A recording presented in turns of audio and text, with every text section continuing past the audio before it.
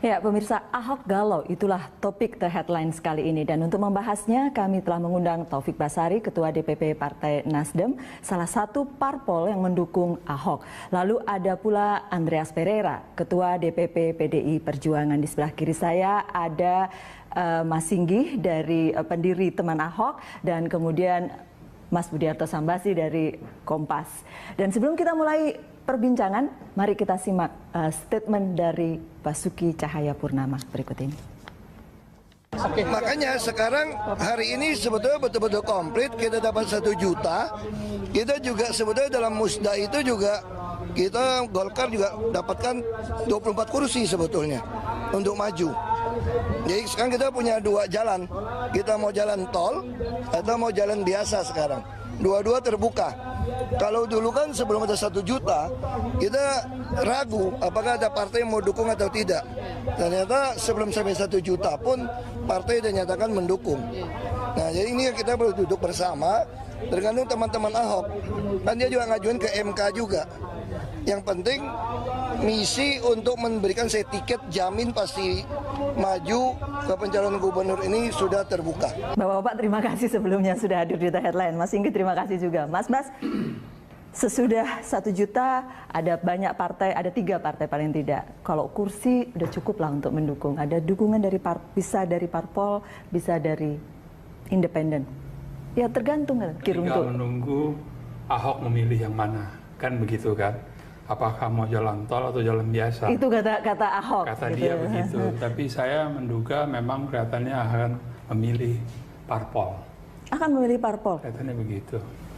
Ya, ya kalau menurut saya sih memang 2 pilihan ini sangat terbuka ya bagi Ahok. Cuma kalau dari Partai Nasdem sendiri, sejak awal kita sudah juga mendukung keinginan Ahok untuk maju sebagai calon dari perseorangan. Dan kita juga menghargai kerja keras apa yang sudah dilakukan oleh Teman Ahok. Dan saya pikir ya biar saja itu kita lihat dulu prosesnya berjalan seperti apa. Menurut saya antara pilihan maju dari parpol ataupun dari perseorangan itu masalah administrasi saja kok. Oh gitu. Ya, toh kalau misalnya maju perseorangan, parpol tetap bisa bekerja untuk memenangkan calon yang didukung. Seperti yang sudah sekarang terjadi. Betul, begitu kan. Nah, tapi persoalan jadi adalah bukan diusung. Bukan diusung. Ya, itu ya. masalah administrasi saja. Apakah tercatat sebagai pengusung atau tercatat sebagai pendukung dalam faktual sebagai pendukung. Hanya itu saja. Oke. Tapi yang paling berkepentingan mungkin adalah Teman Ahok. Kalau dari awal kita sebenarnya jalan, Mbak, ketika bulan Juni kemarin kita bikin Teman Ahok ini kan sebagai bentuk khawatiran teman-teman aja di lapangan. Khawatir tidak dicalonkan. Betul, itu pastinya. Jadi ketika sudah mencapai 1 juta KTP, mulailah banyak parpol yang mendukung kita, Nasdem terutama, yang paling pertama Hanura dan Golkar yang memang sekarang kita kelihatan makin kuat gitu. Tapi kita sampai sekarang juga memberikan kekuasaan buat Bapak, buat milih jalan yang paling baik. Kalau kata kita, Bapak mungkin punya pertimbangan untung dan rugi lewat independen atau untung dan rugi lewat partai politik. Jadi tapi sudah pernah bicara dengan Pak Ahok. Terakhir kemarin waktu ketemu di acara perayaan 1 juta KTP tersebut, Bapak masih bilang bahwa teruskan saja. Saya pertimbangkan matang-matang keputusannya. Jadi mungkin dalam waktu dekat ini, minggu-minggu ini kita bakal ketemu sama Bapak. Oke, untuk memutuskan. Betul, iya. Oh, jadi akhirnya Pak Andreas ada 2 kemungkinan tetap, dan PDIP sudah ada Golkar Pak, gitu sekarang. Ini ya, mau di mana? Ini sebenarnya sesuatu yang tidak biasa sebenarnya. Yeah. Dalam arti apa? Ada kandidat menggunakan jalur perseorangan, kumpulkan KTP untuk nakut-nakutin partai gitu kan. Lo mau dukung gue nggak gitu kan? Lo mau musuh gue nggak? Kalau nggak, gue jalan pakai ini. Gitu. Tapi kalau mau, ya gue tinggalin yang ini gitu. PDIP ini, menganggap ini menakut-nakuti. Ya kalau lihat dari stylenya itu kan seperti itu gitu. Tapi di pihak yang lain juga ragu-ragu gitu. Dari awal sebenarnya saya sudah melihat itu. Okay. Saya sejak dari diskusi-diskusi awal saya sudah melihat. Ya ini kan di satu pihak ini sebagai alat, di pihak yang lain dia juga bisa sebagai tujuan untuk merebut ini gitu, merebut target yang akan dicapai. Nah cuma saya lihat di dalam proses ini terlalu banyak energi yang dibuang, cost yang dibuang. Sebenarnya kalau sebagai kandidat punya prestasi itu bergening politik gitu. Prestasi itulah, prestasi kepemimpinan itu gitu. Jadi akhirnya kesannya berorientasi hanya pada posisi kemudian dukungan itu gitu. Itu menurut saya ini tidak bagus gitu untuk pendidikan dan penyihatan demokrasi di Indonesia dan proses pilkada gitu. Dan Mbak Nunu bayangkan, kosnya tuh tinggi sekali. Kalau kita lihat dari proses ini, kos yang sekarang terjadi itu tinggi. Kan teman-teman akhirnya buka sendiri kan di lingkaran teman-teman. Kos emosi, kos logistik. Kos emosi, kos logistik. Dan konsentrasi. Kenapa kemudian juga kan pilkada DKI ini resonansinya nasional gitu. Ini satu fenomena yang bagus, menarik. Tapi sebentar, kos emosi dan kos logistik. Sebenarnya saya agak saya menyayangkan pihak dari PDI mungkin bilang tadi bahwa ini menakut-nakuti, mungkin PDIP yang ketakutan gitu. Kalau Mas nggak ada masalah, nggak ada masalah. Dari Golkar, Hanura mungkin begini. Sekarang kalau plan A-nya gitu ada di independen, dan yang tadi pilihan keduanya plan B-nya dari PDI ketika masuk partai politik gitu kan. Tapi sekarang bergusur, jadi PDI digeser jadi plan C mungkin sekarang karena udah ada Golkar. Jadi 24 kursi saya rasa cukup untuk mencalonkan. Tidak menakut-nakuti, satu hal, kos logistik dan kos emosi.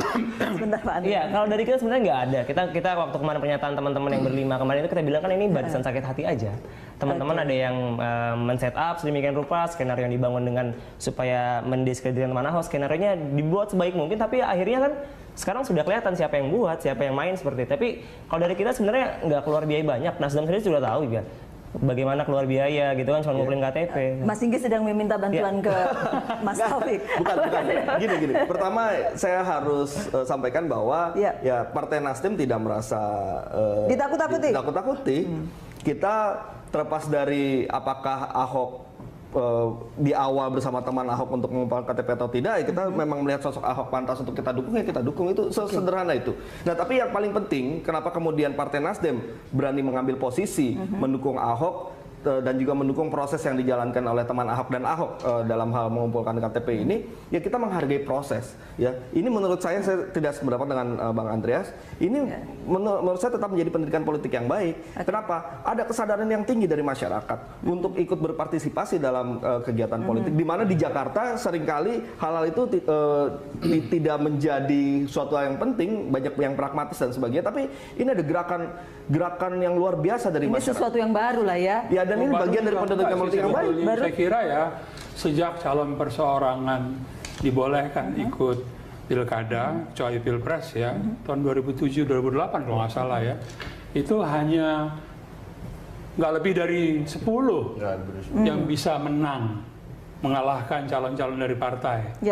Dan kebetulan sekarang Pilgub saja DKI tahun 2012 ada 2 calon independen waktu itu berseorangan. Tetapi tidak. Memang ini menjadi lain ketika Basuki atau Ahok ini menjadi cagup perseorangan dari Pilgub DKI. Agak lain sekarang ini. Narasinya berubah dengan yang lalu-lalu karena dia memang bekerja. Bekerja berprestasi. Karena kalau berdasarkan survei memang dia cukup elektabilitas cukup tinggi ya. Tapi kalau mau bicara dari 2 jalur ini bentuk kegalauan atau? Enggak, poin saya adalah perseorangan itu ada bahayanya. Ada bahayanya. Bahayanya misalkan kasus Bupati Garut Aceng Fikri.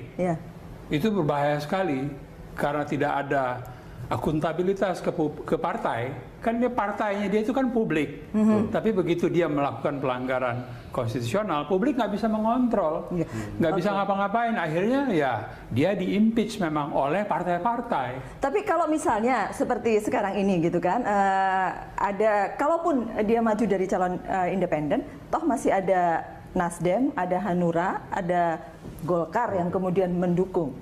Tapi bukan mengusung. Itu bedanya. Ada bahaya juga. Kalau terjadi sesuatu kelak dengan Ahok, misalkan dia melakukan pelanggaran administrasi, korupsi atau apapun, belum tentu loh Nasdem mau mendukung.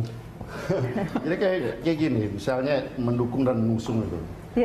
Saya bentuk ormas, saya mendukung Pak Ahok. Itu saya memberikan dukungan. Gitu. Nah, itu yang dari awal saya juga katakan. Nah, partai politik itu kan kita mempersiapkan suatu partai untuk ya dengan merekrut, proses rekrutmen dan kemudian kaderisasi yang kita lakukan untuk mempersiapkan pemimpin. Iya. Iya. Itulah bedanya antara partai Bagaimana kalau kita tanya Nasdem sebenarnya seberapa maksudnya jauh mau gini, mendukungnya? ini penting untuk juga diketahui publik soal mendukung dan mengusung tadi gitu. Dan juga mengusung ini punya tanggung jawab moral gitu, politik untuk di dalam proses pemerintahan ke depan. Ketika proses pemerintahan itu berjalan, partai politik yang mengusung itu juga mempunyai tanggung jawab moral politik untuk mengawal proses pemerintahan dalam 5 tahun berjalan. Gitu. Pak Andreas mau katakan kalau mendukung nggak sampai segitu. Itulah yang saya katakan tadi. Karena partai politik itu organisasi yang mempersiapkan kader-kader untuk masuk di dalam jabatan-jabatan politik. Oke. Nah, saya mau boleh sedikit Mas Taufik. Dukungannya sejauh mana? Kalau tadi Pak Andreas katakan tidak ada tanggung jawabnya yang lebih jauh seperti kita mengusung gitu. Ya dukungan politik yang diberikan oleh Partai Nasdem jelas secara totalitas ya. Artinya kita siap bertanggung jawab apapun yang sudah diputuskan oleh Partai Nasdem, termasuk dalam hal memberikan dukungan kepada Pak Ahok. Dan apabila nanti Pak Ahok terpilih, ya kita akan kawal pemerintahannya. Dan bagi Partai Nasdem ini bukan yang pertama. Di 2015 yang kemarin kita sudah mendukung 5 Anda tidak independen. terlalu setuju pernyataan Pak Andreas tadi? Saya pikir saya tidak sependapat ya, karena menurut saya ketika suatu partai sudah mendukung pasangan calon tertentu, maka masyarakat sudah tahu bahwa partai itu harus bertanggung jawab atas keputusan dukungannya. Jadi tinggal masalah administrasi saja sekali lagi. Ya apakah kita tercatat sebagai pengusung atau di KPU atau tidak, itu saja. Tapi secara faktual masyarakat tahu bahwa partai ini adalah pendukung dari pasangan calon. Oke, kita boleh break dulu ya. Kami akan kembali untuk Anda sesaat